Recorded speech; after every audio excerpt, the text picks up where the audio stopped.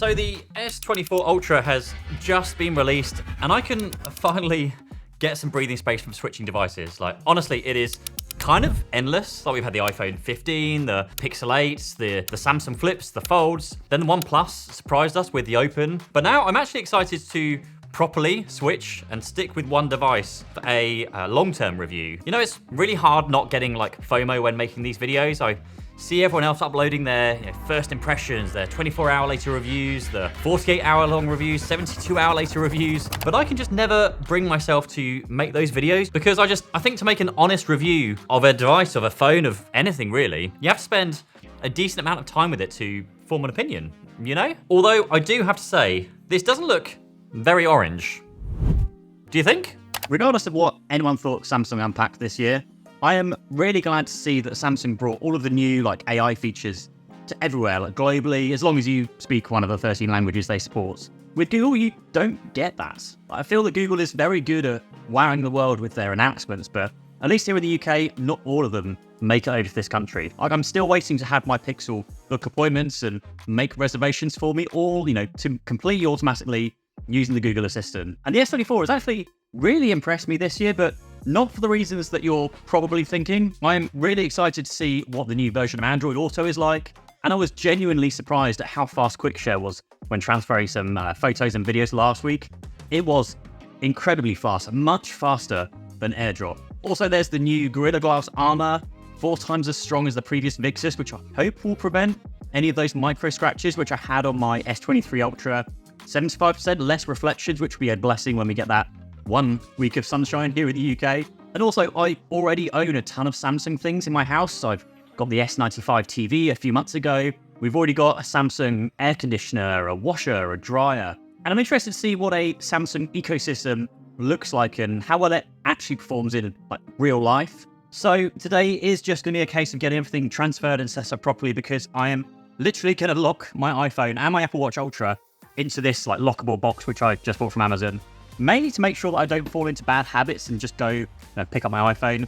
And secondly, because not everyone believed me last year when I said that I switched to the S23 Ultra. Not that I should really care what a stranger on the internet thinks. So, first thing is first to get all of my apps installed and everything set up how I need them. And whilst I could restore from my S23 Ultra, when I get a new phone, I always just like starting fresh. But there is a quick way to install all of the apps I need from the Play Store, which I showed you in my last video for the first things you should do when picking up an S24. The one thing I didn't actually mention is customizing the notifications, because it is very quick to get overwhelmed with them. So I like to switch notifications off for anything that I don't want to see, including pretty much all of the social media apps. Now, something I have been doing for the last few weeks or so, and I've really enjoyed it, has been using the Garmin Epix Pro. And I've really enjoyed it, but the, I don't know what size the screen is, but it is far too big for me. It's an absolute weapon on your wrist.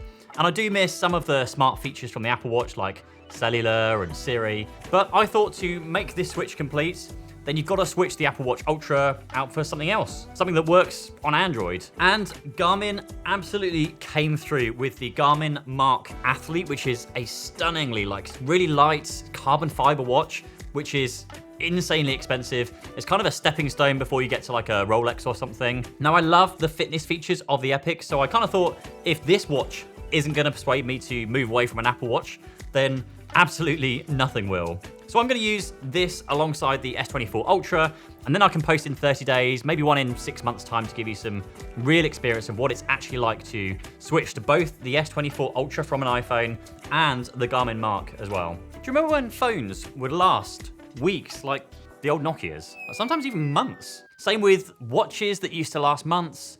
Even toothbrushes used to last ages. But everyone is so obsessed with squeezing in smart features without stopping to think, do we actually need them? Speaking of which, let me introduce you to Suri, who are kindly sponsoring today's video. Now, they sent me a couple of their award-winning toothbrushes with a battery life that lasts 40 days between charging. 40 days! And considering I just spent a lot of money on one with 15 different modes for literally hundreds of pounds, I don't even know why. I even posted on Twitter to ask people if it's worth spending that much money on a toothbrush. But these things are really nice. They are slim. They even come with a magnetic mount to stick it to your bathroom mirror.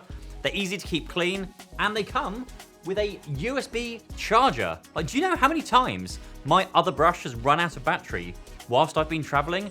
And there is no sign, and I mean no sign, of those like stupid two-pronged shaving adapters anywhere. And there's even a self-cleaning travel case, which charges, again, via USB-C. And the big, like, triple win here is that number one, just use the link down below to get an awesome discount. Two, you get a lifetime warranty when subscribing to their replacement heads. And that is because, three, the plant-based heads are recyclable by Surrey, which again, is something that the whole tech world should be doing more of. More sustainable, less waste, and easier to repair. But overall, I'm really excited and happy to get some new features day to day, which I haven't had before. I can't wait to see what the slightly tweaked Snapdragon 8 Gen 3 for Galaxy chip does in terms of long-term performance and also battery life. Although being able to charge my phone at up to 45 watts and get a 50% charge in just 30 minutes really will come in clutch for those long days or when I just need a quick charge before a night out. I'm interested to see if I actually start using the S Pen or to see if it's a bit of a gimmick. And of course, the cameras. I can't avoid the fact that when I took my S23 Ultra to Dubai with me for my family holiday last year, my wife loved every photo I took with that phone. I'm glad they kept the 10x telephoto option with the new 5x 50 megapixel crop sensor. Sure, it's not an everyday thing, but it is so cool to be able to zoom right up close when watching a band play.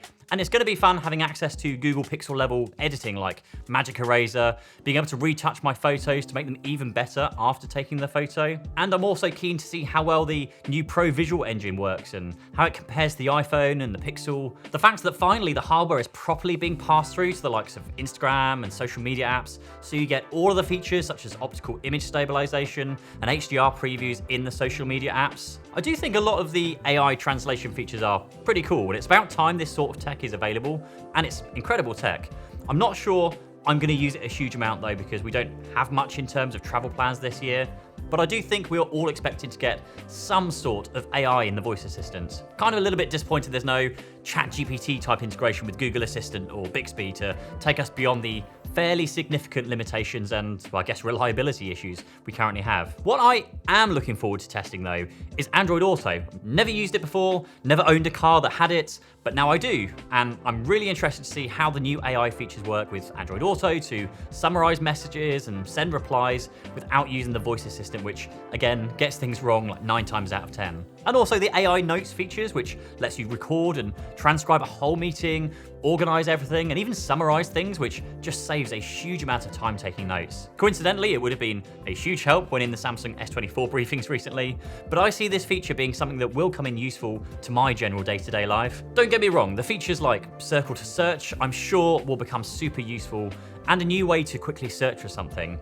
It's just gonna take me a while to retrain my muscle memory to tap and hold, then circle to search, instead of just instinctively opening up a browser and typing what I want to search for. There's the new titanium frame, of course, which doesn't make any difference in terms of the weight compared to the S23 Ultra, but there are some big changes on the inside when it comes to gaming, with almost double the size vapor cooling chamber inside, which basically means the phone should perform great, whilst also staying cool when gaming, something I'm definitely looking forward to doing more of with the new backbone controller I bought recently. But of course, one of the biggest changes is with that new flat display. That's 2600 nits bright, and when speaking with the guys at Samsung about the Vision Booster feature that gives an extra perceived 300 nits of brightness for a pretty much 3000 nit peak brightness, it's just insane. But for now, I'm going to be putting my iPhone and my Apple Watch here, keeping them safe for 30 days. So all in all, it's going to be a very fun and very interesting 6 months of me switching to the S24 Ultra. I'll be sure to post about my progress, probably one in 30 days and another one at 6 months to give you the full experience of what switching is actually like, including the Garmin watch. Subscribe if you like to watch those videos, and I'll see you in the next one. Cheers, bye-bye.